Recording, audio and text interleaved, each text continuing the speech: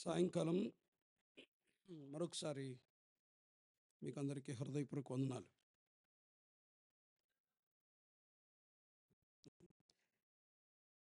చాలా అంటే సహజంగా మేము ఫేస్ చేసే ప్రాబ్లమ్ ఇది. మా చెయ్యి పనిచేస్తుంది, నోరు పనిచేస్తుంది, మీ దగ్గర నుండి ఏముండదు. అందరికి వందనాలు. రైట్.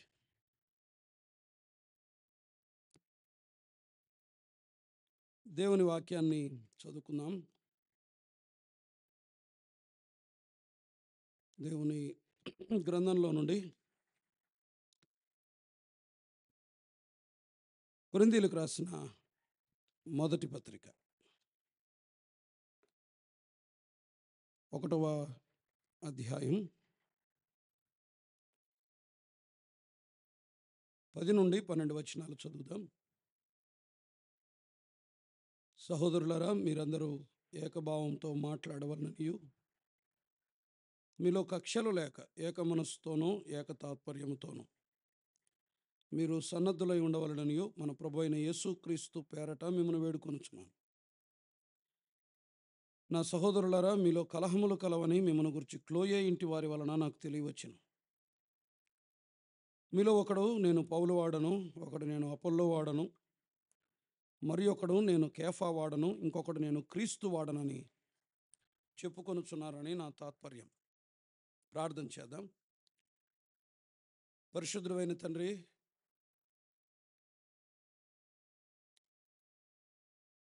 మీ మాటలు మాకు విసుగు కలిగించకుండా సహాయం చేయండి.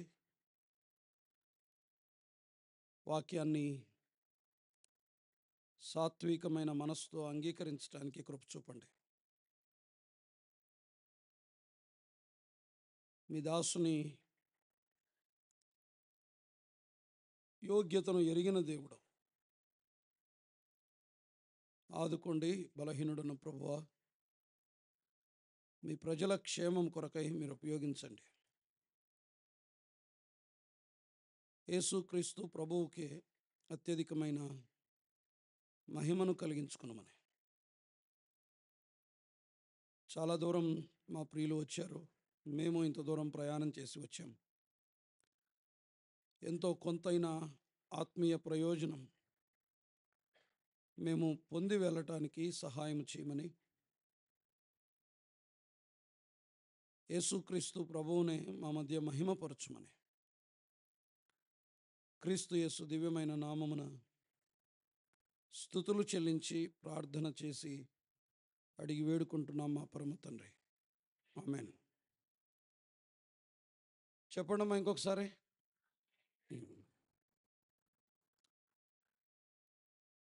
కొరింథీయులకు రాసిన మొదటి పత్రిక ఉదయం మధ్యాహ్నం అంటే మొత్తం పత్రిక అంతటిని గురించి అక్కడక్కడ ఉన్న విషయాలు ఆలోచన చేశాం. ఈ రాత్రి కొరింథీ పత్రికలో పౌలు ప్రస్తావించిన మొట్టమొదటి సమస్యను మనం ఆలోచన చేద్దాం. ఈ చాలా సమస్యలు ప్రస్తావించాడు పౌలు, కానీ మొట్టమొదట ప్రస్తావించింది 10-12 వచనాల్లో వాళ్ళలో ఏకభావము లేదని, వాళ్ళలో ఏక మనస్సు లేదని, ఏక తాత్పర్యము వారిలో లేదని, కలహములు ఉన్నాయని, విభజనలు ఉన్నాయని వెరీ ఫస్ట్ మెన్షన్ చేశాడు. సహజంగా సంఘాల్లో ఆత్మ సంబంధమైన జీవితంలో చాలా తక్కువ ప్రాధాన్యత ఇచ్చే సమస్య ఏదైనా ఉంది అంటే ఏకత్వం. మన మనసుల్లో ఒకటి నాటబడింది. అదేంటంటే యూనిటీ, ఐక్యత అన్నది, ఏకత్వం అన్నది సాధ్యం కాదు. జీవితకాలం విభేదాలు ఉంటాయి, కలహాలు ఉంటాయి, సమస్యలు ఉంటాయి, ఇది సాధ్యం కాదు అని చాలా లైట్గా తీసుకునే ప్రాబ్లం ఏంటంటే సంఘాల్లో ఐక్యత. విభేదాలని మనం పెద్దగా పట్టించుకోం, కలహాలని మనం పెద్దగా పట్టించుకోం, అవి ఉంటాయనుకుంటాం. మిగిలిన ప్రతిదీ మనకు పెద్ద ప్రాబ్లమే. మీరు గమనించండి, ఇన్ని ప్రాబ్లమ్స్ ఉన్నాయి. తప్పుడు సిద్ధాంతం ఉంది, కూడికలలో కలహాలు ఉన్నాయి. వారు కూడి వస్తున్నప్పుడు రొట్టె విరుచు కూడికలో సరైనటువంటి క్రమం లేదు. కృపావరాల్ని ఎలా వాడుకోవాలో తెలియలేదు. వ్యాజ్యాలున్నాయి, కోర్టు తగాదాలున్నాయి, వ్యభిచారం ఉంది, శరీరులు ఉన్నారు, అసూయ కలహాలున్నాయి. వీటన్నిటినీ కాదని పౌలు మొట్టమొదట ప్రస్తావించిన విషయం ఏంటంటే ఏకత్వం. ఒక రకంగా చెప్పాలంటే పౌలుకు ఆందోళన కలిగించిన సంగతి, కొరింథీ సంఘములో పౌలుకు ఆందోళన కలిగించినటువంటి సంగతి ఏకత్వం, ఐక్యత లేకపోవడం. మనకు పెద్దగా అది సీరియస్ మ్యాటర్ కాదు, కానీ పౌలుకు అది అత్యంత ఆందోళన కలిగించిన విషయం. మీరు చూడండి, పౌలు పత్రికలలో ఐక్యతను గూర్చి మాట్లాడిన ప్రతిసారి, ఏకత్వాన్ని గూర్చి మాట్లాడిన ప్రతిసారి పౌలు వాడిన ఒక పదాన్ని మనం చూద్దాం. చూడండి, ఇక్కడేమన్నాడు? 1:10 యేసు క్రీస్తు పేరట మిమ్మును వేడుకొనుచున్నాను. I beseech you my dear brethren. నేను మిమ్మల్ని వేడుకుంటున్నాను అని రాశాడు. రైట్, ఇక్కడ మాత్రమే కాదు, చూడండి 1-2 సందర్భాలు జ్ఞాపకం చేసుకుందాం. ఎఫెసీ పత్రిక 4వ అధ్యాయం, ఎఫెసీ పత్రిక 4వ అధ్యాయం 3వ వచనాన్ని చూడండి. ఎఫెసీ పత్రిక 4వ అధ్యాయం వచనం 3. ఎవరైనా ఒకరు చదివి సహాయం చేస్తే సహాయకరం. 4వ అధ్యాయం, లేకపోతే 1 నుండి చదువుతున్నాను నేనే. కాబట్టి మీరు సమాధానమను బంధము చేత ఆత్మ కలిగించు ఐక్యమును కాపాడుకొనుట ఎందు శ్రద్ధ కలిగిన వారై ప్రేమతో ఒకరినొకడు సహించుచు మీరు పిలువబడిన పిలుపుకు తగినట్లుగా దీర్ఘశాంతముతో కూడిన సంపూర్ణ వినయముతోనూ సాత్వికంతోనూ నడుచుకొనవలెనని ప్రభువును బట్టి ఖైదీనైన నేను మిమ్మును మళ్ళేమన్నాడు? బతిమాలు కొనుచున్నాను అని అన్నాడు. మరలా చూడండి, ఫిలిప్పీలకు రాసిన పత్రిక 4వ అధ్యాయం, ఫిలిప్పీలకు రాసిన పత్రిక 4వ అధ్యాయం 2వ వచనం చూడండి. ప్రభువునందు ఏక మనస్సు గలవారై ఉండుడని యువదియను సుంటుకేను బతిమాలు కొనుచున్నాను అని అన్నాడు. కొరింథీ 2వ పత్రిక 13-11 కూడా రాశాడు ఇదే మాట. ఫిలిప్పీలకు రాసిన పత్రిక 1:27 కూడా ప్రస్తావించాడు. 2:2 మాట్లాడాడు. పౌలు పత్రికలలో మీరు కలిసి ఉండండి అని అడిగిన ప్రతిసారి ఏమన్నాడో తెలుసా? ప్లీజ్ అయ్యా, ప్లీజ్ కలిసి ఉండండి, ఏకత్వం కలిగి ఉండండి, సమాధానంగా ఉండండి, దయచేసి ప్లీజ్ నేను మిమ్మల్ని రిక్వెస్ట్ చేస్తున్నాను, బతిమిలాడుతున్నాను, ప్రాధేయపడుతున్నాను. I beseech you my dear brethren. దయచేసి ఐక్యంగా ఉండండి, సమాధానంగా ఉండండి, కలిసి ఉండండి, ఏకత్వంతో ఉండండి, దయచేసి ప్లీజ్ వేడుకుంటున్నా, బతిమిలాడుతున్నా అని సారికి పత్రికలో రాశాడు. పౌలు అంత బ్రతిమిలాడాడు అంటే పౌలు దాన్ని చాలా సీరియస్ ఇష్యూగా తీసుకున్నాడు. ఇప్పుడు వినండి, ఒక నాయకునికి, ఒక ఆత్మ సంబంధమైన నాయకునికి ఆందోళన కలిగించే విషయం సంఘములో ఐక్యత లేకపోవడం. మళ్ళీ చెప్తున్నాను, నిజమైన ఆత్మ సంబంధమైన నాయకునికి స్థానిక సంఘంలో అత్యంత ఆందోళన కలిగించే విషయం ఏంటంటే ఐక్యత లేకపోవడం.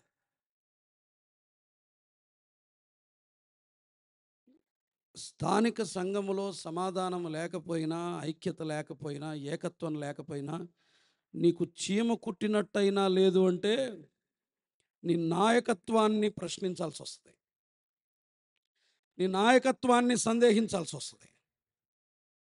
సో ఏకత్వం, ఐక్యత లేకపోవటం స్థానిక సంఘములో అన్నది ఆత్మ సంబంధమైనటువంటి నాయకునికి ఆందోళన కలిగించే విషయం. అది మనం టెన్షన్ పడాల్సిన మ్యాటర్. అది ఇద్దరు స్త్రీలే కదా, వాళ్ళే కలిసిపోతారులే అనుకోలేదు పౌలు. ఇద్దరు స్త్రీల మధ్య ఉన్న అసమాధానాన్ని కూడా సీరియస్గా తీసుకున్నాడు. ఇద్దరు స్త్రీలే కదా, ఏమైపోతుంది అనుకున్నాడు. అనుకోలేదు పౌలు మన మాదిరి వాళ్ళే కలిసిపోతారులేనా వదిలేయి, అదేం పెద్ద ప్రాబ్లం కాదు, వాళ్ళే కొట్టుకుంటారు కలిసిపోతుంటారు.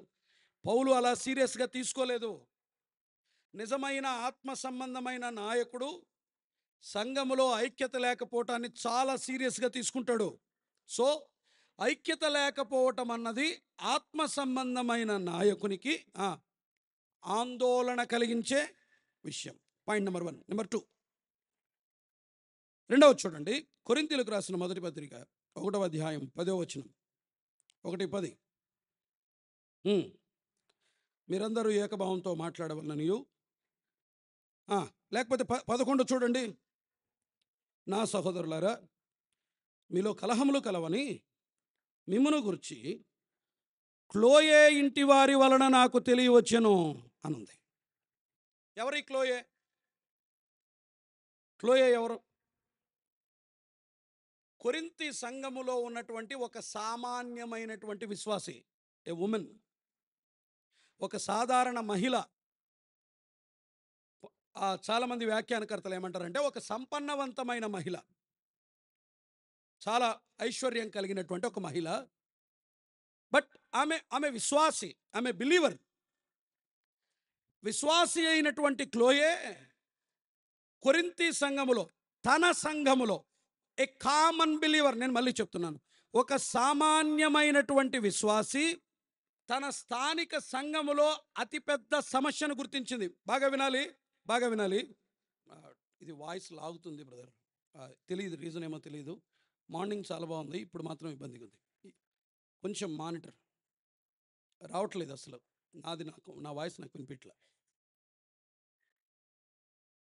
రైట్, పెంచాలి, రైట్ చేయండి. Right, thank you. కొరింథీలో ఉన్నటువంటి ఒక ఎక్కువ తగ్గించండి. కొరింథీలో ఉన్నటువంటి ఒక సామాన్యమైనటువంటి మహిళకు తన స్థానిక సంఘములో ఉన్నటువంటి సమస్య తెలుసు. మీరు ఒకటి నోటీస్ చేశారా? 7వ అధ్యాయం, కొరింథీ మొదటి పత్రిక 7వ అధ్యాయంలో మీరు రాసిన వాటి విషయం అని అంటాడు పౌలు. అంటే ఎవరు రాసింటారు పౌలుకి ఈ మాటలు? విగ్రహాలకు అర్పించింది తినొచ్చా లేదా, పెళ్లి చేసుకోవచ్చా లేదా, ఎవరు రాసింటారు? మీరు సమాధానం చెప్పాలి. ఎవరు రాసింటారు? పెద్దలు రాసింటారు, నాయకులు రాసింటారు. నాయకులకి విగ్రహార్పితమైనది తినొచ్చా లేదనేది పెద్ద సమస్య. నాయకులకి పెళ్లి చేసుకోవచ్చా లేదనేది పెద్ద సమస్య. నాయకులకు వరాలు ఎలా ఉపయోగించాలో తెలుసుకోవాలనేది పెద్ద సమస్య. కానీ ఇదే నాయకులు తమ స్థానిక సంఘములోని సమస్యను ప్రస్తావించాల పౌలు దగ్గర. ఒక సామాన్యమైన ఆత్మ సంబంధమైన విశ్వాసి తన సంఘములో కలహాలను చూచి ఆందోళన చెంది పౌలుకు లేఖ రాసింది. ఐక్యత లేకపోవటం అన్నది ఆత్మ సంబంధమైన నాయకునికి మాత్రమే ఆందోళన కలిగించదు. తన సంఘములో ఐక్యత లేకపోవటం అన్నది ఒక సామాన్య విశ్వాసికి కూడా ఆందోళన కలిగిస్తుంది. ఆత్మ సంబంధమైన విశ్వాసివైతే నువ్వు నీ స్థానిక సంఘములో కనిపిస్తున్నటువంటి అనైక్యత, అసమాధానం, వారి మధ్య కలహాలు, సమస్యలు, విభజనలు, if you are a true believer, నీవు నిజమైన విశ్వాసివైతే, ఆత్మ సంబంధమైన దానివైతే, ఆత్మ సంబంధమైన వాడవైతే, నీ స్థానిక సంఘములోని విభజనలను నీకు ఆందోళన కలిగించాలి. చీమ కుట్టినట్లేదు మనకి, వస్తుమే పోతిమే అంతే మన పని. సంఘాన్ని గురించిన చింత, బాధ, అరే ఐక్యత లేదే మా సంఘంలోని, కలహాలను గురించి పౌలుకు లేఖ రాసింది. కొన్నిసార్లు పెద్దలు, నాయకులు గమనించనివి కూడా సామాన్యమైన విశ్వాసులు గమనిస్తారు, నోటీస్ చేస్తారు. మేము గమనించని విషయాలు, మా పాప మాట్లాడకూడదు, మేము గమనించని విషయాలు కొన్నిసార్లు కామన్ బిలీవర్స్ ఐడెంటిఫై చేస్తారు. స్థానిక సంఘంపై వాళ్ళకున్న కన్సర్న్ అది, శ్రద్ధ అది, అక్కర అది. నువ్వు ఆత్మ సంబంధుడవైతే, ఆత్మ సంబంధివైతే నీ సంఘం పట్ల నీకు ఎంత కన్సర్న్ ఉంది, ఎంత శ్రద్ధ ఉంది. స్వార్థికులది, పెద్దలది మాత్రమే నా సంఘం యొక్క బాధ్యత. ఎప్పుడైనా ప్రార్థన చేసావా సంఘ ఐక్యత కొరకు, నీ స్థానిక సంఘ ఐక్యత కొరకు? ఈడ్చి ఇటు తిప్పి కొట్టిన 30 మంది ఉన్నారు. 30 రకాల కొట్లాట్లు ఉంటాయి వాళ్ళ దగ్గర. కన్సర్న్ ఉందా? మీ స్థానిక సంఘాల పట్ల శ్రద్ధ ఉందా? సమస్యలు ఉన్నాయి, మీరు గమనిస్తున్నారా? ఇప్పుడు చెప్పండి. ఒక నాయకునికి ఇది ఆందోళన కలిగించింది. రెండవది, ఒక విశ్వాసికి కూడా ఐక్యత లేకపోవడం అన్నది ఆందోళన కలిగించింది. నిజమైన ఆత్మీయుడివైతే మీ స్థానిక సంఘములోని అనైక్యత, పెద్దల మధ్య ఉన్న అనైక్యత, సహోదరుల మధ్య సహోదరుల మధ్య ఉన్న అనైక్యత నీకు ఆందోళన కలిగించి తీరాలి, నీవు ఆత్మ సంబంధివైతే. లేదు అంటే ఇంక నువ్వెవరో నీకు అర్థమవుతుంది. వేస్ట్ పీస్లు ఇవన్నీ ఊరికి వచ్చి వెళ్ళిపోతూ ఉంటాయి. మీరేమనుకోకండి, నా మాట కాస్త కఠినంగా ఉన్నా. సంఘాన్ని గూర్చిన ఇసుమంత శ్రద్ధ లేని దౌర్భాగ్యమైన విశ్వాసులు ఉన్నారు సంఘాల్లో. మీరు విమర్శించడానికి ఒంటికాల మీద లేస్తారు. వీళ్ళు మోకరించలేరు, ప్రార్థన చేయలేరు. మళ్ళీ వీరు స్థానిక సంఘ ఐక్యత ఆత్మ సంబంధమైన విశ్వాసికి కూడా ఆందోళన కలిగిస్తుంది. మూడవది, చాలా సీరియస్ మ్యాటర్ అనడానికే వీటిని మనం చూస్తున్నాం అంతే. తర్వాత మనం మిగిలిన విషయం, ఎందుకంత సీరియస్ మ్యాటర్ ఐక్యత అన్నది సంఘాల్లో అంత సీరియస్ మ్యాటరా, దాన్నే మనం ఆలోచన చేయాలి. కానీ ఇది మనకు సహాయకరంగా ముందు కొన్ని మాటలు చూస్తున్నాం. మూడవ చూడండి, యోహాను సువార్త 17వ అధ్యాయం. యోహాను సువార్త 17వ అధ్యాయం. యోహాను సువార్త అధ్యాయం 17 వచనం 20-21 వచనాలు. మరియు నీవు నన్ను పంపితివని లోకము నమ్మున్నట్లు తండ్రి, నా యందు నీవును నీ యందు నేనును ఉన్నలాగున వారును మన యందు ఏకమై ఉండవలనని వారి కొరకు మాత్రము నేను ప్రార్థించుటలేదు, వారి వాక్యము వలన నా యందు విశ్వాసముంచు వారందరూ ఏకమై ఉండవలనని వారి కొరకు ప్రార్థిస్తున్నాను అన్నాడు. ఇప్పుడు చెప్పండి, మేడగదిలో ఆయన కలువరి సిలువకు వెళ్ళే ముందు మేడగదిలో కూర్చొని పస్కా ఆచరించిన తర్వాత ఆయన ప్రసంగించాడు. ఇది ప్రధాన యాజకుని ప్రార్థన 17వ అధ్యాయంలో. ప్రభువు సారికి ఉన్నది ఎంతమంది అక్కడ? 17వ అధ్యాయంలో ఎంతమంది శిష్యులు ఉన్నారు? యూదా లేడు. ఇప్పుడు ఎంతమంది ఉన్నారు? 11 మధ్య దేని కొరకు ప్రార్థన చేశాడు ఆయన? ఏకమై ఉండాలని. మన ప్రభువుకు సైతం తను లోకాన్ని విడిచి వెళ్ళిన తరువాత వారి మధ్య ఐక్యత పాడైపోతుందేమోని ఆయన కూడా ఆందోళన చెందాడు. ఇది మన ప్రభువుకు సైతం ఆందోళన కలిగించిన విషయం. స్వరక్తమిచ్చి సంపాదించిన యజమానుడైన పెండ్లి కుమారుడైన సంఘానికి శిరస్సైన క్రీస్తు యేసు ప్రభువుకు సైతం ఆందోళన కలిగించింది స్థానిక సంఘములో ఐక్యత లేకపోవడం. నీకు అది పెద్దది, ఇది పెద్దది. వాళ్ళు అక్కడికి పోవడం పెద్ద సమస్య, వాళ్ళు ఇది చేయడం పెద్ద సమస్య, వీరు ఇలా ఉండడం పెద్ద సమస్య, వాళ్ళు అలా ఉండడం పెద్ద సమస్య. అసలైన సమస్యను పట్టించుకోకుండా మిగిలిన చిన్న చిన్నవి పట్టుకుంటున్నాం. ప్రభు అన్నాడు కదా పరిసయ్యుల్ని, వీళ్ళెవరు? వీళ్ళు దోమలను ఒడియగట్టి ఒంటెలు మింగే రకం. వీళ్ళకు పెద్ద పెద్ద సమస్యలు పట్టవు. ఐక్యత లేకపోవడం అన్నది స్థానిక సంఘాల్లో చాలా సీరియస్ మ్యాటర్. ఇది పట్టదు మనకు, మిగిలినవన్నీ పడతాయి మనకి. క్వశ్చన్ వస్తుంది ఇప్పుడు, ఏమంత సీరియస్ మ్యాటర్? సంఘంలో ఐక్యత లేకపోవడం ఏమంత సీరియస్ మ్యాటర్? ఏమవుతుంది? సాధ్యమయ్యే పనైనా? ఒకే ఇంట్లో అన్నదమ్మురే కలిసి ఉంటారన్నా, సంఘంలో ఎవడెవడో అందరూ వచ్చి కూర్చుంటారు, ఎవరెవరో వచ్చింటారు, రకరకాల స్థలాల నుంచి వచ్చింటారు, వాళ్ళ ఒపీనియన్స్ వేరుంటాయి, తర్వాత వాళ్ళ టేస్ట్ వేరుంటుంది, భిన్నాభిప్రాయాలు ఉంటాయి, వాళ్ళ మనస్తత్వాలు వేరుంటాయి. వాళ్ళు ఎట్లా కలిసి ఉంటారు అన్నది సహజంగా మనకు వచ్చే ప్రాబ్లం, మనకు వచ్చే క్వశ్చన్ అది. కానీ సాధ్యమే. ఐక్యత లేకపోతే నిజంగా అంత టెన్షన్ పడాల్సిన విషయమా యూనిటీ లేకపోవడం సంఘంలో అంటే? అవును, అది చాలా ఆందోళన కలిగించే విషయం అనడానికి నేను ఒక 4 రుజువులు చూపిస్తాను. 4 లేదా 5 నా ముందున్న సమయంలో. Why it is so serious? ఎందుకు ఇదంత సీరియస్ మ్యాటర్? మళ్ళీ చెప్తున్నాను, పరిశుద్ధత కంటే తప్పుడు సిద్ధాంతము కంటే, అవన్నీ లాస్ట్లో మెన్షన్ చేశాడు పౌలు.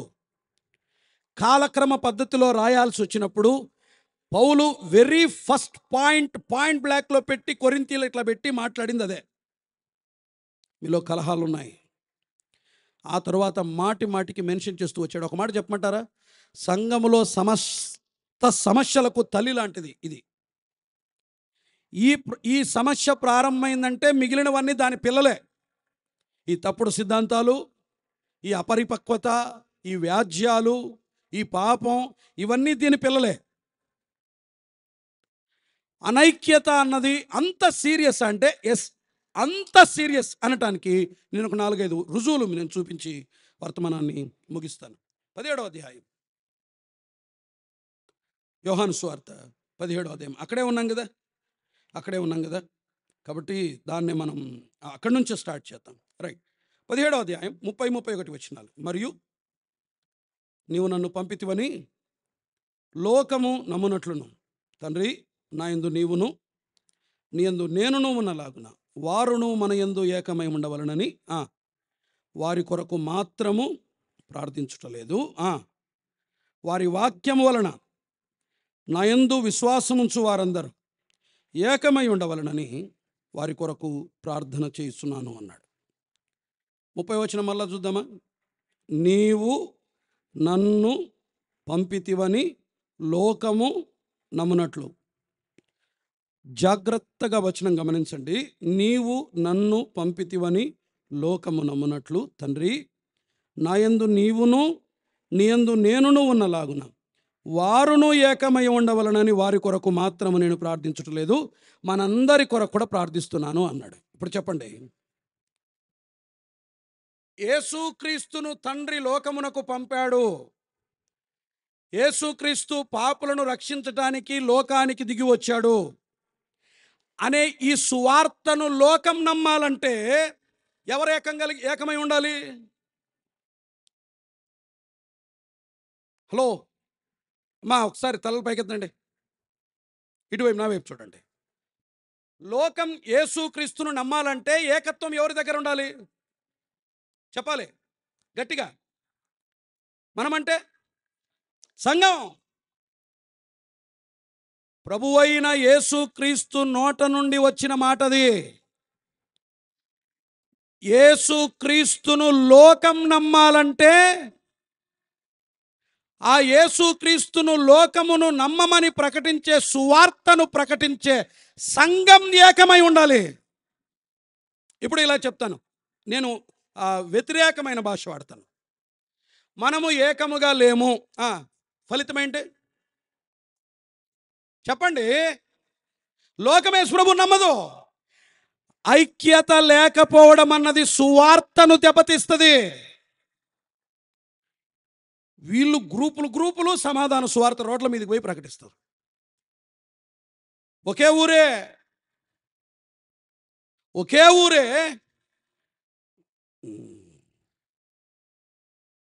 వదిలేండి, ఎందుకు దాని సంగతి.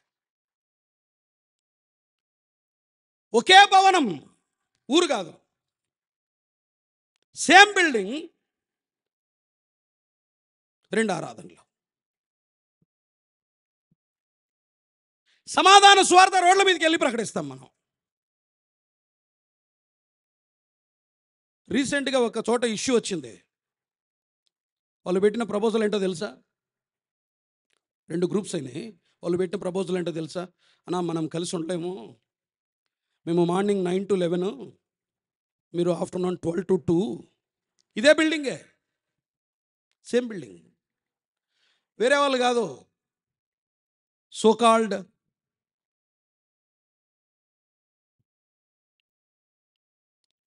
రోడ్ల మీదకి వెళ్ళి ఏ సువార్త? సమాధాన సువార్త. ఐక్యత లేకపోవడం అన్నది సంఘము ప్రకటించే సువార్తను దెబ్బతీస్తుంది, సువార్తను నిష్ఫలము చేస్తుంది. లోకము యేసుక్రీస్తును నమ్మాలి అనంటే మనము ఏకమై ఉండాలి. నీకు కష్టమైనా, నీకు నష్టమైనా, నీకు బాధ అనిపించినా, నీకు అసౌకర్యంగా అనిపించినా, వారితో కలిసి ఉండడం నీకు ఇష్టం లేకపోయినా, నశించిపోతున్న ఆత్మల రక్షణ కొరకై రాజీ పడి కలిసి కొనసాగాల్సిందే. నేడెందుకు సువార్త ఫలభరితంగా లేదు అంటే సంఘాలలో ఏకత్వం లేదు, ఐక్యత లేదు. మనం దీన్ని నోటీస్ చేయట్లేదు. మిగిలినవన్నీ పెద్ద పెద్ద ఇష్యూస్ మనకు, కానీ మన మధ్య అసమాధానం ఉంది. ఏండ్ల తరబడి లోపల అంతరంగములో అభిప్రాయ భేదాలు ఉన్నాయి. బయటికి మాత్రం కలిసినట్టు నటిస్తున్నాం. సమస్యలను పైన బాగా చేసుకుంటున్నాం. లోపల మాత్రం ఆ కాన్ఫ్లిక్ట్ ఉంది. అతనంటే నీకు పడదు, నాకంటే అతను పడదు. దాన్ని అట్లే లోపలే సమాధి చేసుకొని అట్లే కొనసాగుతున్నాం. ప్రియులారా, గుర్తుంచుకోండి, ఐక్యత ఎందుకు సీరియస్ మ్యాటర్ అంటే సంఘములో ఐక్యత లేకపోతే సువార్త నిష్ఫలమవుతుంది. సువార్త జీవము లేనిది అవుతుంది. సువార్త ఫలభరితం కాదు, సువార్త ఫలవంతం కాదు. ప్రభువే, మన ప్రియ ప్రభువే తన నోటితో చేసిన ప్రార్థనది, నీవు నన్ను పంపితివని లోకమునమునట్లు. తండ్రి, వీరిని ఏకం చేయి. వీరే కాదు, ఎవరెవరైతే నా యందు విశ్వాసం ఉంచారంటే మనం, వారిని కూడా ఏకముగా చేయి. మనము ఏకముగా ఉంటేనే సువార్త ఫలవంతం. సంఘములో ఐక్యత ఉంటేనే సువార్త పనిచేస్తుంది. సంఘములో మన మధ్య సమాధానం ఉంటేనే ఆత్మలు రక్షించబడతాయి, సంఘములో ఆత్మలు చేర్చబడతాయి. మన ప్రయోజనాలు ముఖ్యమా, నిత్యాగ్నికి వెళ్తున్న ఆత్మలు ముఖ్యమా? మన ఈగోస్ ముఖ్యమా, నాశనానికి వెళ్తున్న వారు ముఖ్యమా? 4 కాదు 10 అడుగులు కానీ తగ్గించుకోవచ్చు కదా వారి నిమిత్తమై. అయ్యా, మా ఐక్యత అన్నది, ఏకత్వం అన్నది ఎందుకు సీరియస్ మ్యాటర్ అంటే అది సంఘము యొక్క సువార్తను దెబ్బతీస్తుంది, సువార్తను నిష్ఫలంగా చేస్తుంది. పాప మాయ్, అది నిష్ఫలంగా చేస్తుంది, అది నిరర్థకంగా చేస్తుంది, పని చేయదు, ఆత్మలు రక్షించబడవు. అందుకే సంఘం ఎదగట్లేదేమో చూడండి ఒకసారి. ముందు దీన్ని సార్ట్అవుట్ చేయండి, దీన్ని సరి చేసుకుందాం. ఆత్మలు లోపలికి ప్రవాహం వలె కొట్టుకొని వస్తాయి. మొదటిది. రెండవది, why it is so serious, ఎందుకని ఏకత్వం అన్నది, ఐక్యత అన్నది అంత సీరియస్ మ్యాటర్. సెకండ్ థింగ్ చూడండి, మత్తయి సువార్త 18వ అధ్యాయం. మత్తయి సువార్త 18వ అధ్యాయం వచనం 19. మత్తయి సువార్త 18వ అధ్యాయం 19వ వచనం. 18, 19. మరియు మీలో ఇద్దరు మీరు బైబిల్ తీస్తున్నారు అసలు? రైట్. మీలో ఇద్దరు తాము వేడుకొను దేనిని గూర్చి అయినను భూమి మీద ఏకీభవించిన ఎడల అది పరలోకమందున్న నా తండ్రి వలన వారికి దొరుకునని మీతో చెప్పుచున్నాను. Shall I repeat? మరియు మీలో ఇద్దరు తాము వేడుకొను దేనిని గూర్చి అయినను భూమి మీద ఏకీభవించిన ఎడల అది పరలోకమందున్న నా తండ్రి వలన దొరుకునని మీతో చెప్పుచున్నాను. ఏకీభవించిన ఎడల అనే చోట మీకు ఒకవేళ మీ దగ్గర సింపుల్ గ్రీక్ ఏం నాకేం తెలీదు, నా దగ్గర ఉన్న king James version strong number just అట్లా నొక్కితే ఒక గ్రీక్ వర్డ్ అక్కడ అపీర్ అవుతుంది, అట్లా కనిపిస్తుంది పాపప్ విండోలో. అక్కడ సింఫనీ అని ఉంటుంది. సింఫనీ పేరు విన్నారు ఎప్పుడైనా? విన్నారా? సింఫనీ అంటే ఎవరు గుర్తొస్తారు? చెప్పండి, గట్టిగా చెప్పండి. సింఫనీ అంటే ఎవరు గుర్తొస్తారు? స్టీవెన్సన్. అసలు సింఫనీ అంటే అర్థం ఏంటి తెలుసా? సింఫనీ అంటే మీనింగ్ తెలుసా? ఇప్పుడు మ్యూజికల్ ఇన్స్ట్రుమెంట్స్ ఉన్నాయి. అవి నేను చాలాసార్లు ప్రాబ్లం ఏంటంటే ఈ స్కేలే ప్రాబ్లం. ఏది, నేను ఒక స్కేల్లో పాడుతూ ఉంటే వాళ్ళు ఒక స్కేల్ పట్టుకున్నారనుకో, వినబుద్ధి కాదు, సరిగా వినబుద్ధి కాదు. నేను పాడే పాటకు తబలా బీట్ కరెక్ట్గా సెట్ అవ్వలేదనుకోండి, వినబుద్ధి కాదు. అందుకనే సంగీత వాయిద్య పరికరాల మధ్య పాడే గాయకుని కార్డ్ ఇవన్నీ కూడా వీటి మధ్య ఏముండాలి? ఏకత్వం ఉండాలి. Same scale. నేను సి మేజర్లో పాడుతున్నాను, అతను కూడా అదే అదే పట్టుకోవాలి. అతను మరొకటి పట్టుకున్నాడు అనుకోండి, లేకపోతే అతను పట్టుకున్నది కాకుండా నేను మరొకటి పాడాను అనుకోండి, వినబుద్ధి కాదు. కర్ణ కఠోరంగా ఉంటుంది, చాలా కర్ణ కఠోరంగా ఉంటుంది. కొంతమందికి ఈ మాటలు కూడా వినబుద్ధి కాదు. ఎందుకని? కష్టం, కష్టం, చాలా కర్ణ కఠోరంగా ఉంటుంది, వినటానికి ఇబ్బందిగా ఉంటుంది. అంటే అన్ని వాయిద్యాలు, గాయకుని స్వరము, వీటి మధ్య సమన్వయము లేకపోతే ఒక పాట వినటానికి ఎంత వికారంగా ఉంటుందో ఇప్పుడు వినండి. భూమి మీద మన మధ్య ఐక్యత లేకుండా మనము చేసే ప్రార్థన పరలోకపు తండ్రికి కూడా అంతే కర్ణ కఠోరంగా ఉంటుంది. రైట్? అదే కదా ప్రభు అన్నది. ఇద్దరు వేడుకొను దేనిని గూర్చేనను భూమి మీద ఏకీభవించిన ఎడల అది పరలోకమందున నా తండ్రి వలన వారికి దొరుకును అని అన్నాడు. ఐక్యత లేకపోవడం అన్నది మన సంఘము యొక్క ప్రార్థనను కూడా దెబ్బతీస్తుంది. ఒకటి, సువార్తను దెబ్బతీస్తుంది. రెండు, ప్రార్థన. పరలోకం చేరదు. నువ్వు ఉపవాస ప్రార్థనలు చేసినా, నువ్వు 40 రాత్రులు ప్రార్థన చేసినా, రైట్, నువ్వు హోల్ నైట్ ప్రేయర్ చేసినా, మీరు ఫుల్ కలహాలు పెట్టుకొని, అభిప్రాయ భేదాలు పెట్టుకొని, అసమాధానం పెట్టుకొని, నువ్వు ఏడ్చి ప్రార్థన చేసినా, నువ్వు రాత్రంతా ప్రార్థన చేసినా, నువ్వు హోల్ నైట్ ప్రార్థన చేసినా, మాత్రం 3 రోజులు ఉపవాసం ప్రార్థన చేసినా పరలోకపు తండ్రిని చేరదు. నమ్ముతారా నమ్మరా? ప్రభు అన్నమాటే కదా. ఇంకొక వచనం గుర్తుందా మీకు? ప్రభువా, మేము మా రుణస్థులను క్షమించిన ప్రకారం మీరును మా రుణములను క్షమించమన్నాడు. సో నువ్వు దేవుణ్ణి క్షమించు అని అడగటానికి ముందు ఏం చేసి ఉండాలి? వీళ్ళని క్షమించండాలి. వీళ్ళని క్షమించం, నన్ను క్షమించు ప్రభువా.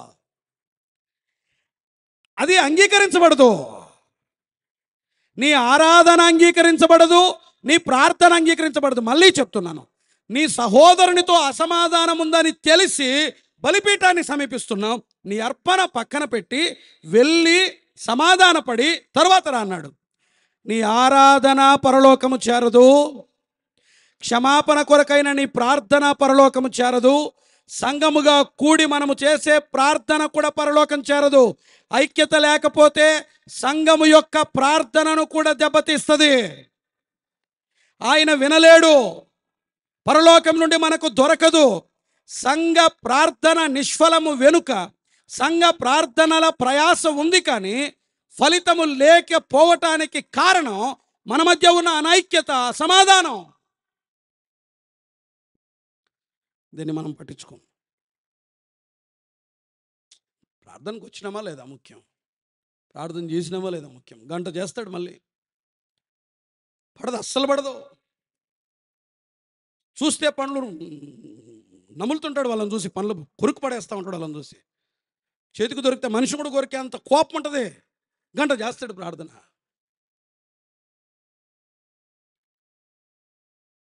మనిషి కలిసినాడంటే మరొకడిని చంపేస్తారు కొంతమంది. హృదయంలోనే అభిప్రాయ భేదాలు కలిగి ఉంటారు.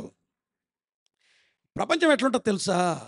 వాళ్ళకి అనుకూలంగా ఉన్నంతకాలం, కొంత ప్రతికూలమైతే విపరీతమైనటువంటి కసి, కోపం పెట్టుకుంటారు. ఇక్కడే చెప్పాలనుకున్నది నేను ఏంటంటే, కొన్నిసార్లు భక్తిలో ఉండే ఐక్యత కంటే పగవారి మధ్య ఉండే ఐక్యత చాలా గొప్పగా ఉంటుంది. అర్థమైందా నా భాష? భక్తిలో ఉండే ఐక్యత కంటే ఈ పగవారు ఉంటారు చూడండి, అసలు అందరు కలిసి ఒక వ్యక్తిని టార్గెట్ చేస్తే వాళ్ళ యూనిటీ సంఘంలో కూడా ఉండదు, అంత ఐక్యత ఉంటుంది. సమాధానము లేకపోవడం, ఏకత్వము లేకపోవడం, ఐక్యత లేకపోవడం అన్నది స్థానిక సంఘ ప్రార్థనను కూడా దెబ్బతీస్తుంది. ఎన్నయ్యాయి? 2. ఒకటేంటి? స్వార్థను పాడు చేస్తుంది. 2, ప్రార్థనను దెబ్బతీస్తుంది. 3, కొరింథీయులకు రాసిన మొదటి పత్రిక, కొరింథీయులకు రాసిన మొదటి పత్రిక, మొదటి అధ్యాయం 10వ వచనం చూడండి. మొదటి అధ్యాయం 10వ వచనం. నా సహోదరులారా, మీరందరూ ఏకభావముతో మాట్లాడవలననియు, మీలో కక్షలు లేక ఏక మనస్సుతోనూ ఏక తాత్పర్యముతోనూ ఏమనంది, మీరు సన్నద్ధులై ఉండవలనని. ఇంగ్లీష్ బైబిల్ ఉంటుంది కదా మీ దగ్గర, మీరు చూడండి. సన్నద్ధులై ఉండవలనని అనే చోట ఒక వర్డ్ ఉంటుంది. ఎవరి దగ్గర ఉందా? ఏముంటుంది తెలుసా? పర్ఫెక్ట్లీ జాయిండ్ టుగెదర్ అని ఉంటుంది. Perfectly joined together.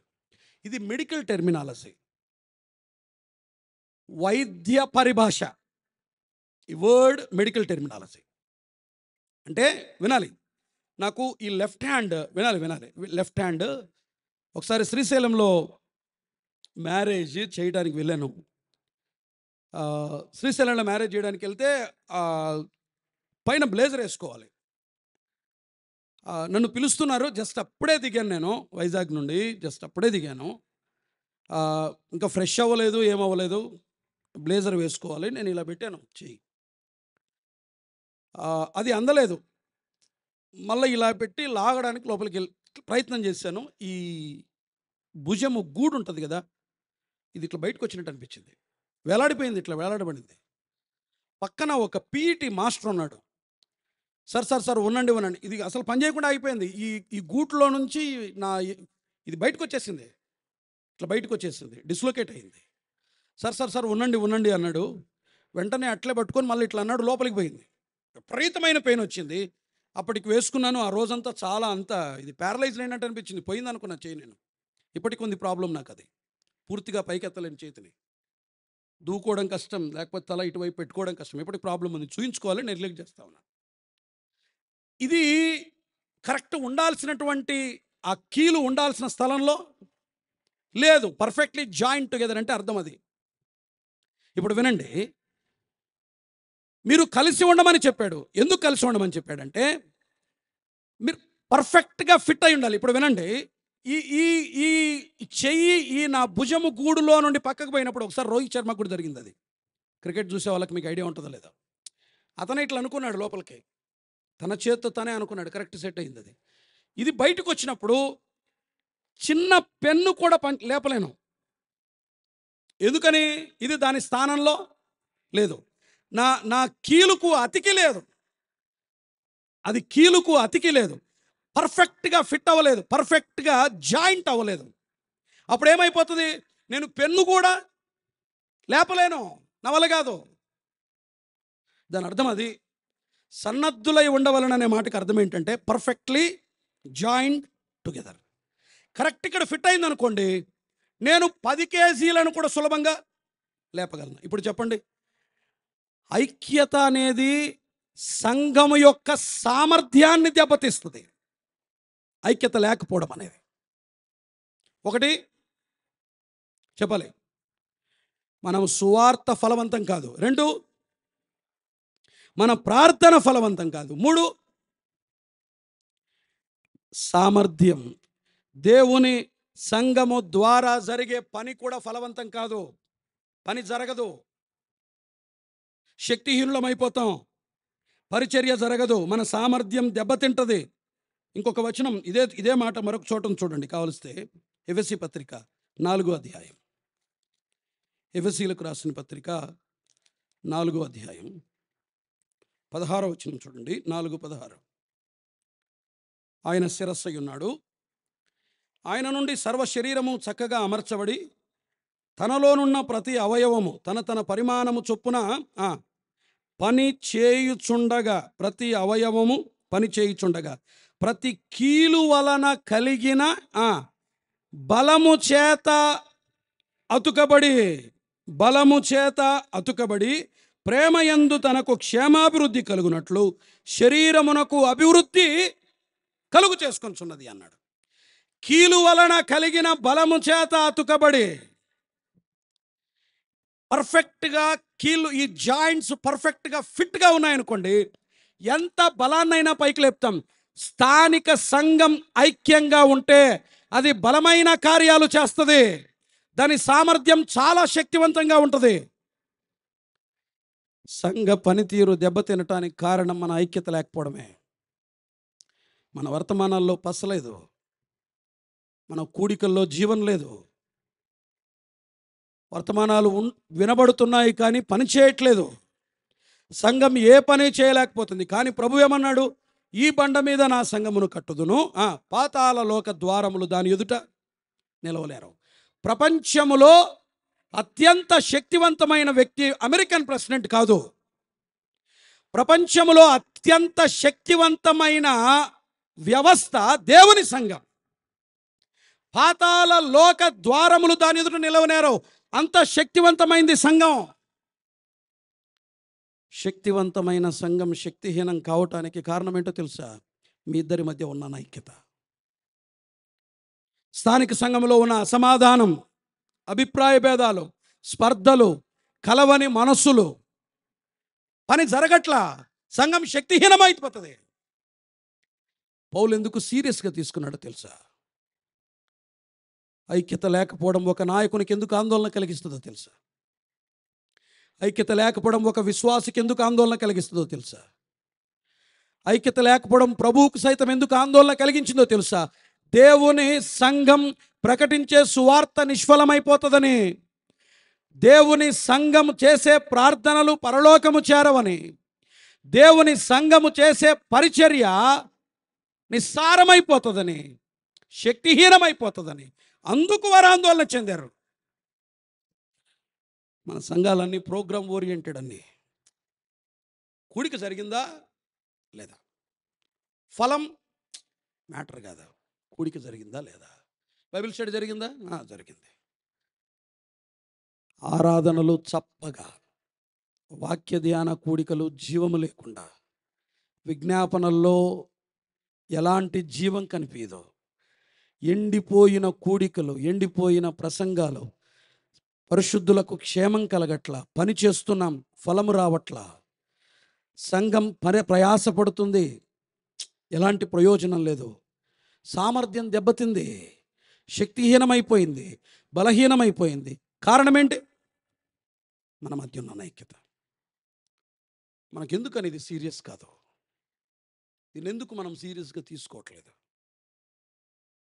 మనం కలిసి ఉండడం ఎందుకు సీరియస్ మ్యాటర్ అంటే, సంఘం తన శక్తిని కోల్పోతుంది, సంఘం తన బలాన్ని కోల్పోతుంది. అందుకనే యువదియ సుంటుకేల మధ్య అసమాధానాన్ని కూడా సహించలేకపోయాడు పౌలు. పత్రికలో మెన్షన్ చేశాడు. ఆ ఇద్దరు సహకారులు చాలా మంచివారు. అమ్మా, మిమ్మల్ని బతిమిలాడుతున్నామమ్మా, మీరు కలిసి ఉండండి, ప్లీజ్ అమ్మా మీరు కలిసి ఉండండి అని ఎందుకు వేడుకున్నాడో తెలుసా?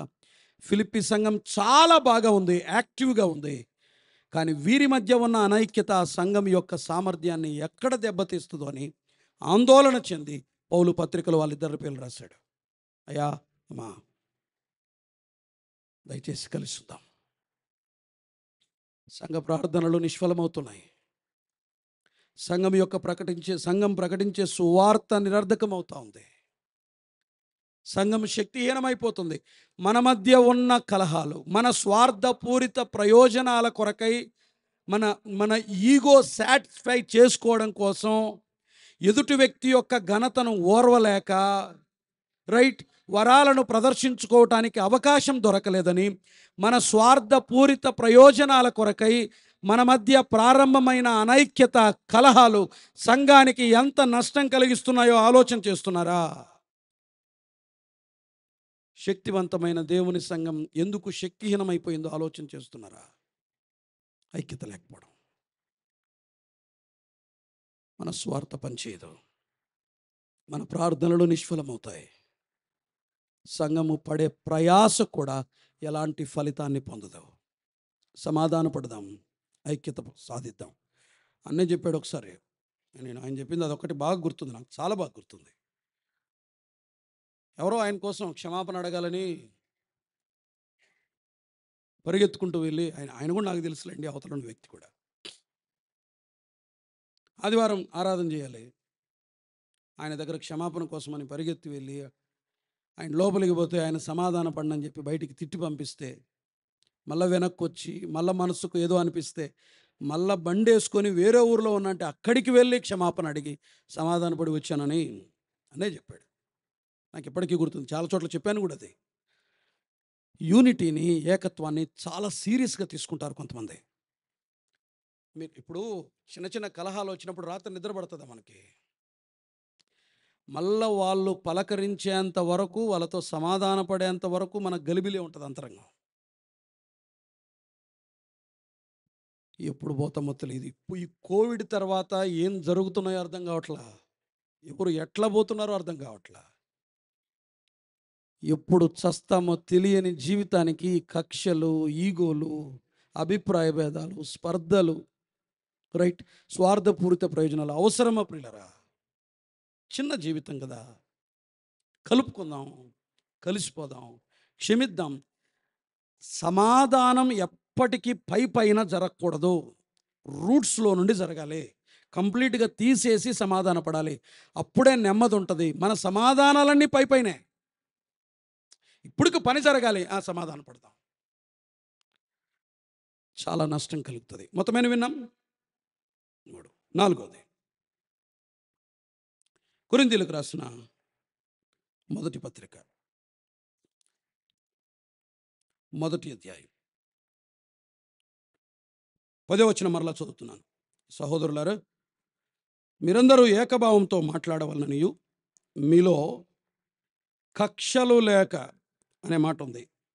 11వ వచనంలో మీలో కలహములు అనే మాట, కక్షలు, కలహములు, ఈ 2 చోట్ల అగైన్ గ్రీక్ వర్డ్ ఒక మాట ఉంటుంది, స్కిజం అని అంటారు. స్కిజం అంటే అర్థం ఏంటంటే నాశనం అని అర్థం.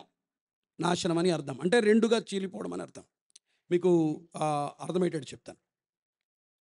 సొలొమోను రాజుగా ఉన్నప్పుడు 2 వేశ్యలు బాబుని తీసుకొని వస్తారు. బాబుని తీసుకొచ్చి నా కుమారుడు అని వాదిస్తారు. జ్ఞాని అయిన సొలొమోను మొట్టమొదట తన జ్ఞానాన్ని ప్రదర్శించే అవకాశం దొరికింది.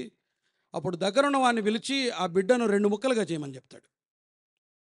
అప్పుడు నిజమైన తల్లి ఏం చేస్తుంది? కడుపు తరుక్కుపోయి వద్దు, ఇచ్చేయమంటది. ఎందుకని?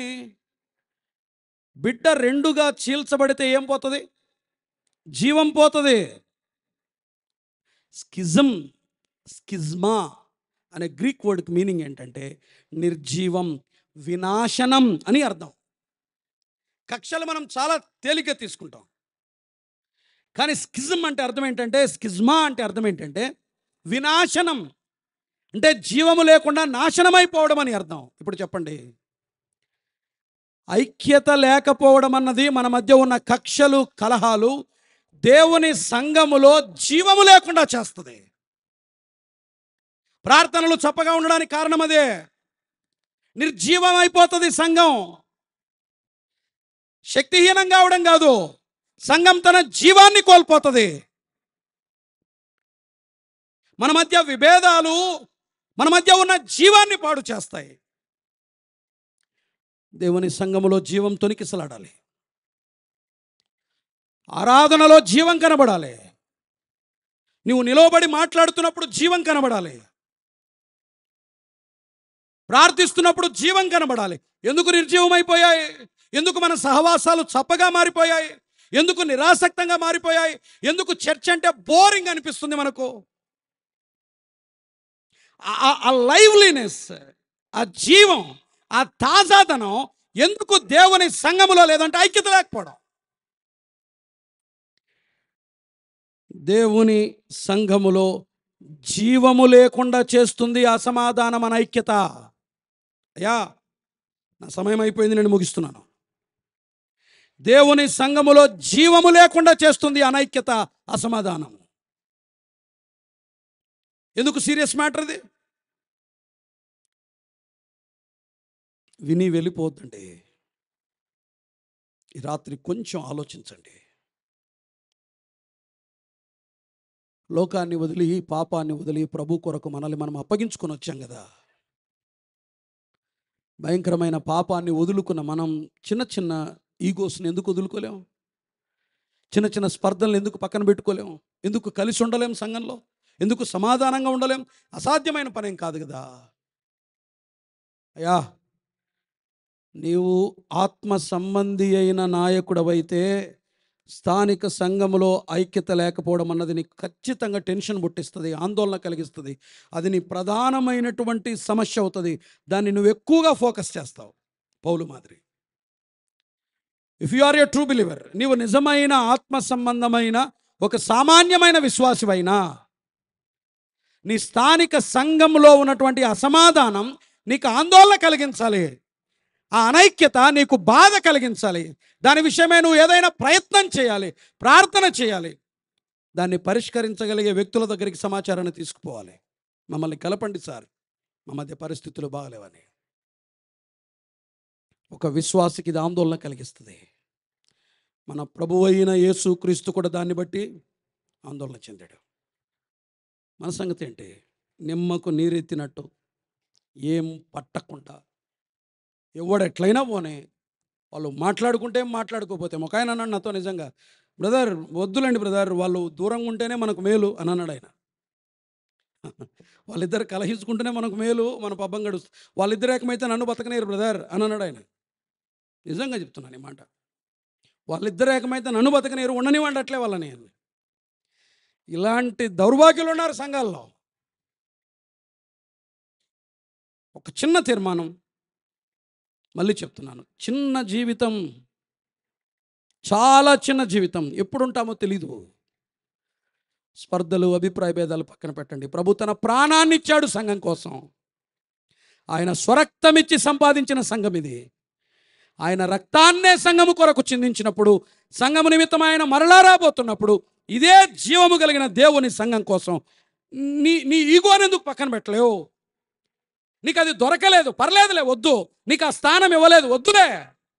నీకు అవకాశం లేదు, వద్దులే. సంఘం ఐక్యంగా ఉంటే చాలు. నీవు కనబడకపోయినా పర్లా, నీకు ప్రాధాన్యత లేకపోయినా పర్లా, సంఘం ఐక్యంగా ఉంటే చాలు. సమాధానము కొరకై కొన్ని త్యజిద్దాం, త్యాగం చేద్దాం, పూనుకుందాం, సంకల్పించుకుందాం. సంఘ ఐక్యత కొరకై ఒక నాయకుడిగా ప్రయాసపడు, ఒక విశ్వాసిగా ప్రయాసపడు. పరలోకపు దేవునికి అది ఆనందం కలిగిస్తుంది. ఒకవేళ లేదు అంటే మన మధ్య ఉన్న అనైక్యత మన స్థానిక సంఘాల్లో మన సువార్తను నిష్ఫలం చేస్తుంది, మన ప్రార్థనను నిష్ఫలము చేస్తుంది, మన యొక్క ప్రయాసను, పరిచర్యను శక్తిహీనం చేస్తుంది. అసలు సంఘంలో జీవమే లేకుండా చేస్తుంది. Make a wise decision. జ్ఞానముతో ఒక నిర్ణయం తీసుకుందాం. అంతరంగంలో ఒక చిన్న తీర్మానం చేద్దాం. నీ పట్టింపు, నీ పంతం పక్కన పెట్టు. పదవిపై నీకున్న మమకారాన్ని పక్కన పెట్టు. వాళ్ళ మీద నీకున్న కోపాన్ని పక్కన పెట్టు. సమాధాన పడదాం, కలిసిపోదాం, కలిసి ఉందాం. ఆయన రాక పర్యంతం. తలలు వంచండి, కళ్ళు మూసుకుందాం, ప్రార్థన చేద్దాం. తండ్రి, మిమ్మల్ని స్తుతిస్తున్నాం. మీ మాటలు నిష్ఫలం కాకుండా సహాయం చేయండి. సంవత్సరాల తరబడి నెమ్మది లేక, సమాధానము లేక, ఐక్యత లేక సాగిపోతున్న సంఘాలు ఎన్నో. పెద్దల మధ్య, పరిచారకుల మధ్య, సువార్థికులు పెద్దల మధ్య, విశ్వాసుల మధ్య సరి అయిన ఐక్యత లేక నెమ్మది లేని సంఘాలు ఎన్నో. వారి సువార్త నిష్ఫలం, ప్రకటిస్తున్న సువార్త పని చేయట్లేదు, ప్రార్థనలు పరలోకం చేరట్లేదు, వారి ప్రయాస కూడా ఫలితం లేదు, శక్తిహీనమైపోయిన సంఘాలు. నానా, జీవమే లేని సంఘాలు మరికొన్ని. కేవలం మా మధ్య ఉన్న అసమాధానం, మా పంతాలు, మా పట్టింపులు, మా కోపాలు, మా అహాలు సంఘానికి ఎంత నష్టం కలిగిస్తున్నాయి. కొంతైనా ఆలోచన చేసే మనసు ఇవ్వండి. మీ ఆత్మకార్యం జరిగించండి. అపవాది అంతరంగానికి గుడ్డితనం కలుగు చేయకుండా సహాయం చేయండి. దీనులం అవటానికి కృప చూపండి. క్షమాపణ కోరటానికి, క్షమించటానికి మనసు ఇవ్వండి. అటు సమాధానం మా మధ్య దయచేయమని ముందున్న కార్యక్రమంలో మీ సహాయాన్ని కోరుకుంటూ క్రీస్తు యేసు పేరిట స్తుతించి ప్రార్థిస్తున్నాము తండ్రి.